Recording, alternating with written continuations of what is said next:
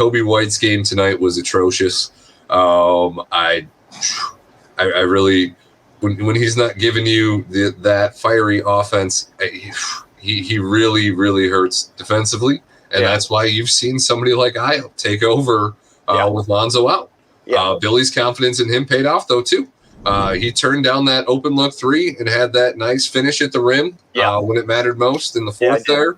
His decision making. That was a huge turning point, I want to say, personally, because I felt like the Cavs were making that push to come back, and that was kind of like a what did Neil Funk used to say? That stopped the bleeding. You know, I felt that was a moment that stopped the bleeding for the Bulls to actually pick up the W. I think it was a very important moment of the game. No, and it was a big moment, and it's not something that you expect out of a rookie.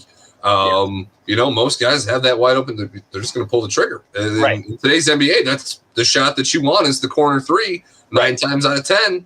And he turned that down, and he went for the guaranteed bucket when they needed it. And his composure, I mean, just because he is so good and reliable defensively, too, and you don't have to worry about him so much on that end like you do, Coby. Well, you know what? Again, it's funny to me. So I felt like Billy really wanted to win this game tonight. So if you go up the starting lineup, just real quick for people that are listening now, 32 minutes for Ayo Dosunmu, 39 minutes for Zach LaVine, which he was just on the injury report last game. Granted, he was not on it for this game, but last game he was with stiffness in the knee. You had Alex Caruso. Obviously, we know what's going on with him. He was actually on the fucking injury report as well. He played 38 minutes. Vooch played 36, and DeMar played 35.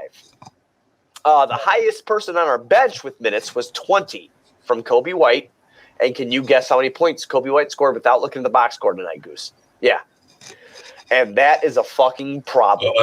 And for the people who can't see, I was holding up a zero. Goose was holding up a zero. So basically, Goose was holding up a goose egg. Right. What I want to touch on here is, don't you want Coby to capitalize off of the best team he's ever had? Number one. Number two, he's a valuable chip, whether that's going into the playoffs or maybe being signed or accepted, because he's got one more option, correct? Yeah, he's got another. He's a trade chip as well. You want to see him perform well. This is bad. Bad. That, I mean, again, especially against Darius Garland. That's a point guard that got drafted. Same draft. Yes. So I'm saying this now as a fan and listening to you talk for the last 3 years that we've been doing this together. What's his purpose on this team? If you're not scoring, seriously, if Lonzo comes back and you have Ayo, what's the purpose? I don't know. I think because when you have Lonzo and Caruso, that actually makes Ayo a little bit more expendable in the sense that he is more versatile. He is the better overall player, but he doesn't give you that 20, 30 point per game potential out of nowhere. It's so fair. Yes. And it's weird to say that because Ayo overall is the better player, but when you get Lonzo back, you get Ayo and Coby put together in one player in terms of volume threes and elite defense. And Lonzo's probably the better defender. And then you have Caruso to back him up, and that leaves Coby as really the only guy that you're relying on the bench, unless Pat stays there and he starts playing more than 14 minutes to get you points. Yeah. I understand what you're saying, and I kind of agree with it, but where I throw the devil's advocacy into it is just like, at this point where we're at, I can't hope in your 20 minutes that I'm going to get some points. I need to know at least if I'm putting in a substitute for my starter to rest, I'm going to get something. Now, whether that's defense, whether that's offense, whatever the case may be, I need to know I have something.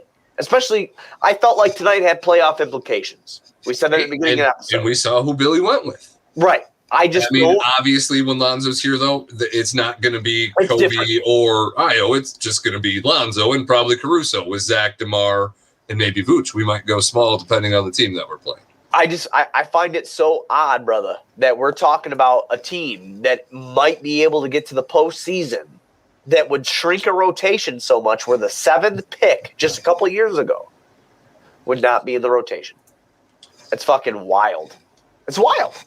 It is wild, but as you just made it a great point there, Ayo is more trustworthy. He does make better decisions. He is the better defender. So closing a game in a close game when it matters most, you probably do see Ayo before you see Coby when Lonzo and Caruso are both available.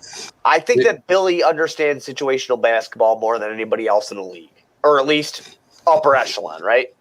No, he's definitely in the top tier. I just the goose egg from a guy like Coby White when it's needed the most leads me to believe. Obviously, I didn't think he'd be here. If you were to put a gun to my head, or if I'm Mark Eversley or Torres Karnisovas, I'm choosing Ayo every time.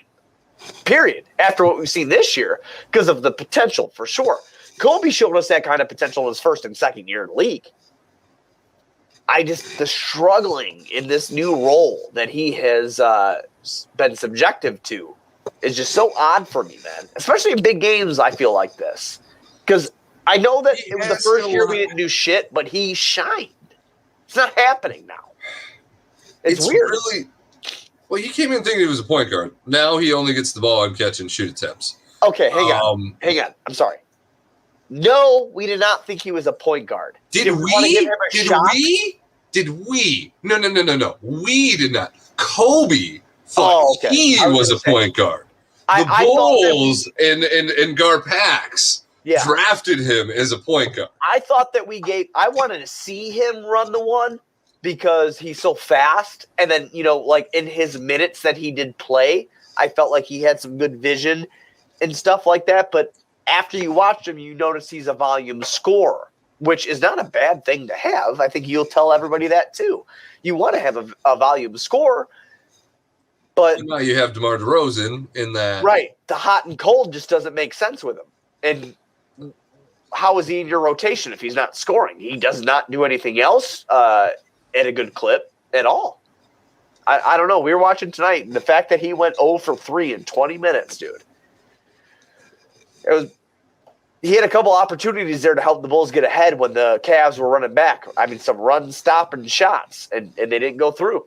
I love Coby, but I just don't. Angel, we're just as disappointed as you to be talking about Coby as somebody who might not be in this rotation come playoff time, might not be on this team next year, kind of thing. Because Coby, the person, I love probably more personality-wise than anybody on this team, and his story I relate with so much, having lost my pops at 16. So it's really I can relate with Coby and I feel for Coby, but at the end of the day, when he's not giving you buckets, he's not giving you anything else. And Ayo gives you smart decision making, reliable ball handling when you need it, and he can finish at the rim with the best of them. And defensively, he's really not a mismatch for anybody 1 through 3. So it's really tough to say that you give Coby minutes unless, like I alluded to, they feel that defensive role is filled by Zoe and Caruso when they're both available. Right. And again, we got the win tonight, and that's a good thing to celebrate. I just think that I wish it was more definitive than anything than what we got. And we saw some glaring holes, within the victory that we just need to point out as people that cover this team for everybody that decides to listen to our podcast or join us live. I will say real quick that I want to be real with everybody, and you yourself, while we're sitting here talking, is like I do become invested in players. Like Coby White, like you said, for you become one of my best friends in the last 4 years we've known each other. You lost your old man, that's fucking hard. Coby White had that happen. As you know, I lost my mom just a couple months ago. It was a very odd situation. So you pull for those guys. Like, I'm not, because I saw some comments pop up on the side there. It's like, I don't want to hate on Coby. And it's not that I'm hating on him as a human being or as a person. It's just he's not been contributing to the team that I put a lot of time in and cover, and I want to tell the truth. And I know you do too. So it has nothing to do against Coby White. It's just how he has played recently. And when you're going into the postseason, your first one, mind you, since 2017, if your scorer off the bench is giving you double-digit minutes, and that being in 20 minutes of a 48-minute game and not getting you any points, there's a problem. Period. There's a problem.